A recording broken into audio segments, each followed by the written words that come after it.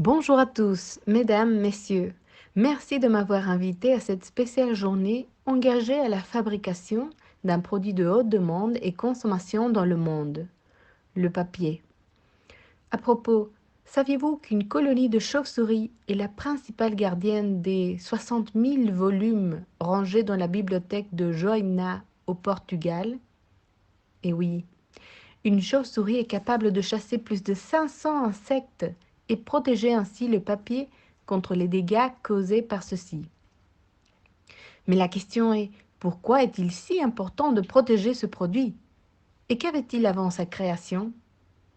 Eh bien, avant sa création, les Égyptiens, les Grecs et les Romains utilisaient de différents éléments pour se communiquer, tels que l'argile, le métal, la pierre, le parchemin et finalement le papyrus, la plante royale des Égyptiens.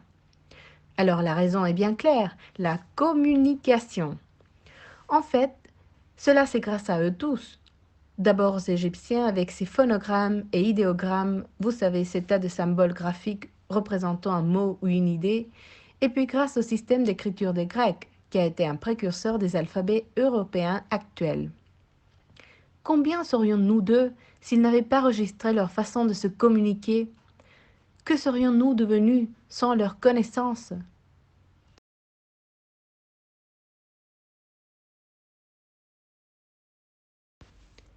Ainsi, depuis des temps immémoriaux, les écrits existent, mais la matière avec laquelle ils travaillaient pour les obtenir a évolué. Des tablettes d'argile jusqu'à ce que l'on utilise aujourd'hui, le papier. Au cas où vous ne sauriez pas, les débuts de sa création ont eu lieu en Chine il y a 2000 ans. À cette époque, les Chinois utilisaient des textiles tissés comme surface d'écriture ainsi qu'un pinceau et de l'encre dans un style d'écriture calligraphique. Donc c'est grâce à une démarche manuelle, faite à partir de fibres de chanvre, de lin et puis de coton, qu'ils fabriquaient des parchemins et des livres. Il y avait un grand travail de découpage et les tissus laissaient beaucoup de rebuts. Donc en 105 après Jésus-Christ, Tsai Lun, un haut fonctionnaire de la cour impériale chinoise, a développé l'idée de marteler des tissus mis au rebut pour les transformer en fibres et puis les mettre en suspension dans l'eau pour les assembler en feuilles. Celui-ci est le processus de base de la fabrication du papier. 700 ans ont dû s'écouler pour que l'idée se diffuse chez les Arabes et plus de 1000 ans pour que cet art arrive en Occident, en Europe d'abord.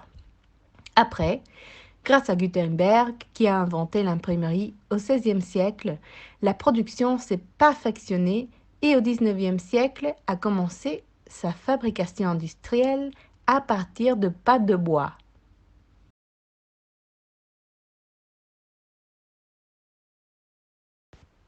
Alors, vous voyez, c'est toute une vie.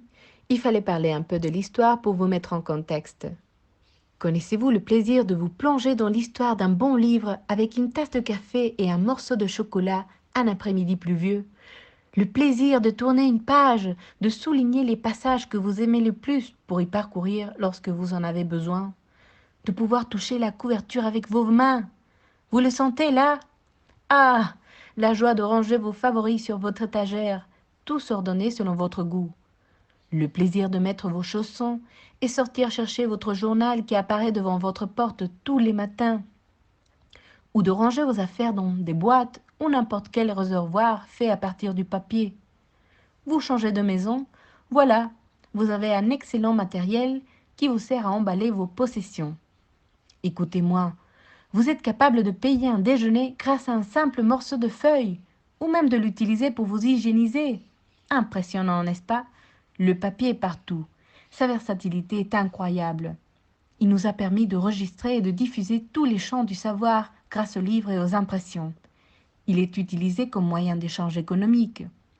Aussi pour fabriquer des éléments d'emballage, des matériaux de construction, pour avoir des photos même. Bref, c'est sans aucun doute l'un des produits qui a eu le plus grand impact culturel dans l'histoire.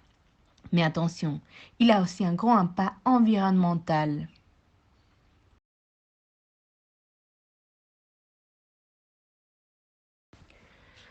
Maintenant que vous avez tous cette idée claire, revenons à nos moutons.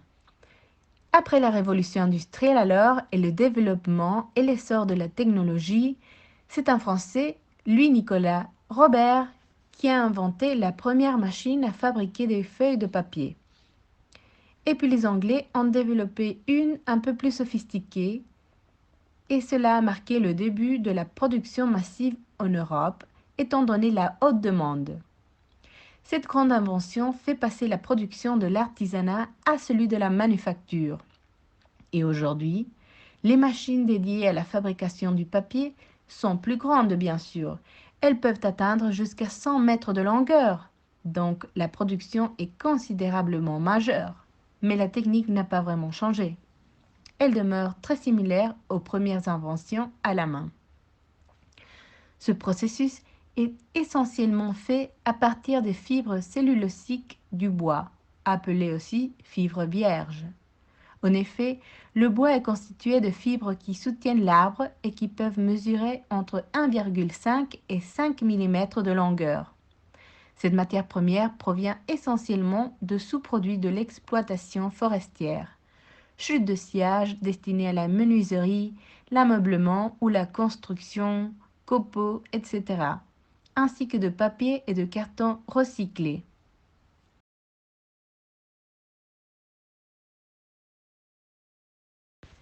Les arbres qui servent à cette activité sont surtout les résineux comme le pin, le sapin, l'épicéa, l'eucalyptus et les feuillus tendres comme le bouleau, le châtaignier et le peuplier.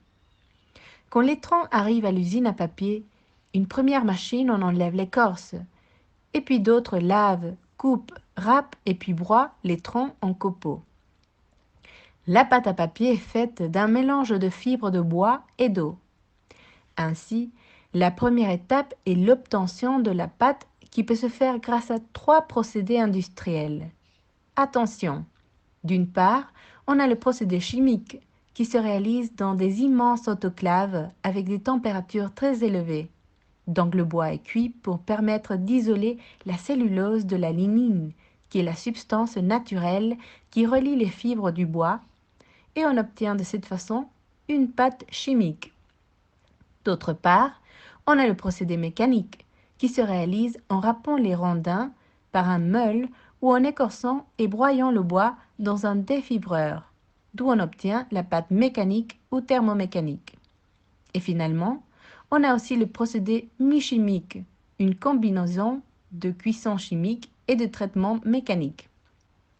Cette étape d'obtention de la pâte à papier est celle qui a le plus d'impact sur l'environnement, puisqu'elle a besoin d'une grande consommation d'énergie, d'eau et de nombreux produits chimiques.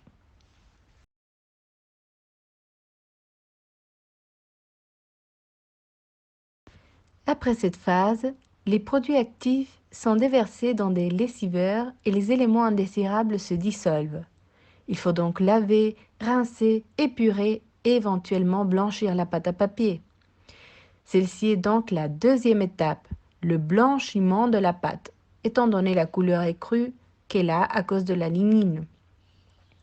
Les produits utilisés pour ceci servent à éliminer davantage de lignine et ainsi le produit obtenu est plus blanc et a moins tendance à jaunir avec le temps.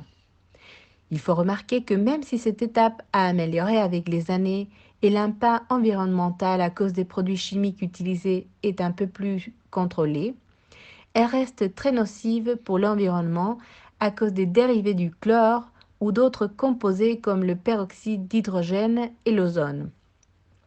De nombreux organochlorés résistent à la dégradation naturelle et s'accumulent au fil du temps dans les sédiments, l'eau, les organismes vivants, l'air et dans l'environnement.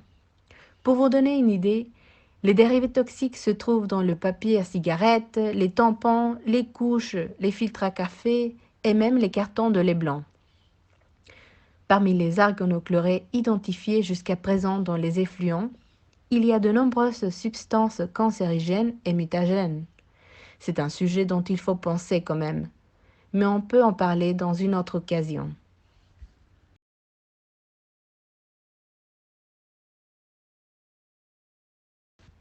Ensuite, la troisième étape, c'est celle de la création de la feuille de papier.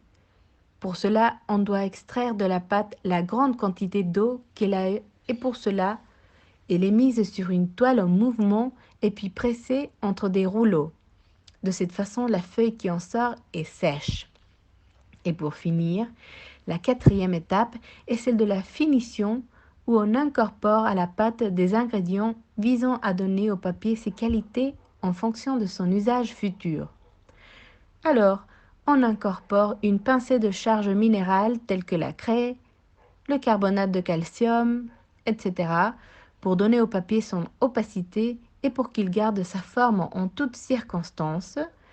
Puis on ajoute des colorants pour les teindre dans la masse et un enduit de gélatine pour maîtriser le collage du papier et la pénétration des pigments. À partir de différentes catégories de pâte à papier, on peut obtenir de centaines de types de papier différents pour les différents usages. Comme vous avez pu apercevoir, le papier est essentiel à la vie moderne. C'est un produit omniprésent. On s'en sert dans plusieurs domaines.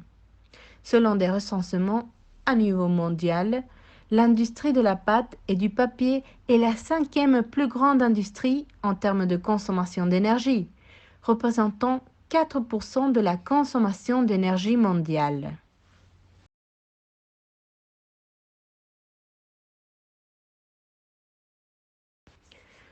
Après avoir parlé de toutes les étapes nécessaires pour sa fabrication, on parlera maintenant des principaux producteurs mondiaux selon le recensement de l'année 2019.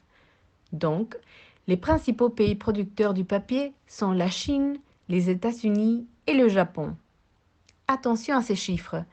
55% de la consommation est pour l'emballage, 35% pour les usages graphiques et 10% pour l'hygiène. Si on parle de notre pays, actuellement l'industrie du papier au Chili emploie 5,4% de la main-d'œuvre. La plupart des usines de pâte à papier sont situées dans le sud du Chili, dans les régions de Biobío et de Maule. Ces usines utilisent comme matière première de la pâte de bois obtenue à partir de plantations de pins sylvestres. Les principaux centres sont situés près des grandes villes, étant donné qu'elles ont un majeur réseau de transport. Il y a 2 entreprises qui constituent les plus grands complexes de fabrication de pâte à papier et de papier. Ce sont l'entreprise CMPC, Compañía Manufacturera de Papel y Cartones, fondée en 1920 avec l'usine de pâte à papier Laja, les usines de papier Biobío et Valdivia et l'usine de papier et d'emballage Puente Alto, ainsi que le complexe Arauco. La principale production est dédiée à la fabrication des mouchoirs et des dérivés de papier.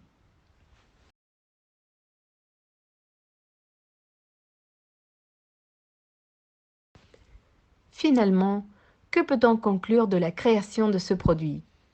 Eh bien, sans doute qu'au début, il a joué un rôle fondamental dans la communication entre anciennes cultures et nous a permis de documenter l'histoire de l'humanité.